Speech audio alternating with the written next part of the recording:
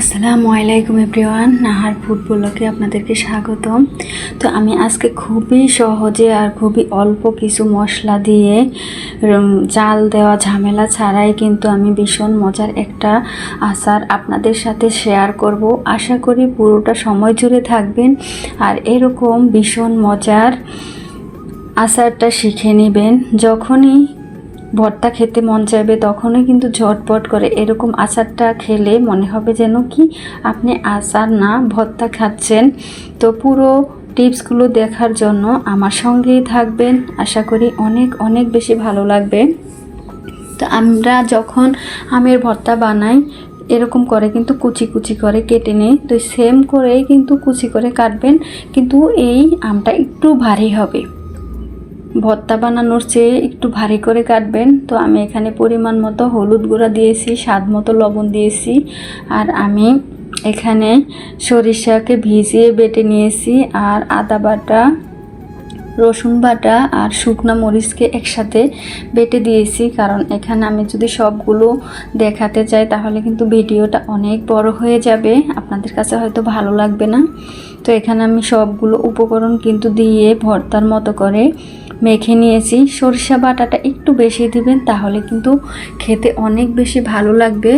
সরিষা আর রসুনটা বেশি দিলে একেবারে ঘ্রাণে কিন্তু আপনার মন পাগল করে ফেলবে, এতটাই মজা হয় এই আচারটা। তো আমি এখানে কিন্তু বড় একটা ডালা নিয়েছি, নিয়ে এটার ভিতরে এখন সুন্দর করে পাতলা করে মেলে রোদ্রে দিব সারা দিনের জন্য। আপনারা এই জিনিসটা খেয়াল করবেন অবশ্যই, যেই দিন দেখবেন যে রোদটা খুব কড়া হয় সেদিন কিন্তু সকাল সকাল প্রথম রোদেই কিন্তু দেওয়ার চেষ্টা করবেন, তাহলে কিন্তু এক রোদে আপনার আচারটা শুকিয়ে যাবে আর দ্বিতীয় দিনের জন্য কিন্তু অপেক্ষা করতে হবে না। তো সেজন্য ভালো রোদ যেদিন হবে সেদিনই কিন্তু এই আচারটা শুকাতে দিবেন। তো এই তো দেখুন আমি কিন্তু আচারটা পুরো ছড়িয়ে দিয়েছি, এখন আমি ছাদে দিয়েছিলাম। তো বিকালবেলা আমি নিয়ে এসেছি, মাঝখানে কিন্তু 4-5 ঘন্টা পরে একটু নেড়ে চেড়ে দিবেন, তাহলে কিন্তু সুন্দর করে শুকিয়ে যাবে। দেখুন আমি কিন্তু ডালা ভর্তি করে আমগুলো দিয়েছিলাম, এখন শুকিয়ে কিন্তু একেবারে কমে গেছে।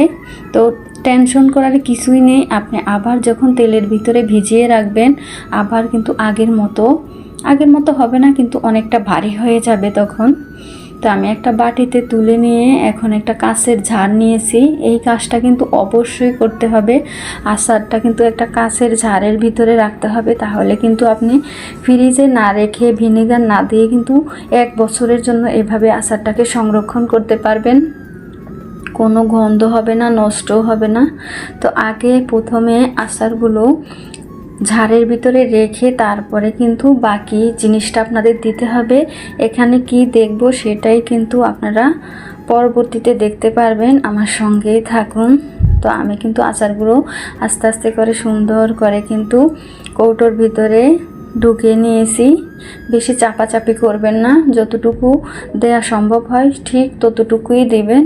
তা আমি এখানে কিন্তু তেলটা দিয়ে দিতেছি, তেলটা অবশ্যই কাঁচা দিবেন, কাঁচা দিলে কিন্তু আপনার এই ভর্তাটা বা আচারটা খেতে অনেক বেশি মজা হবে।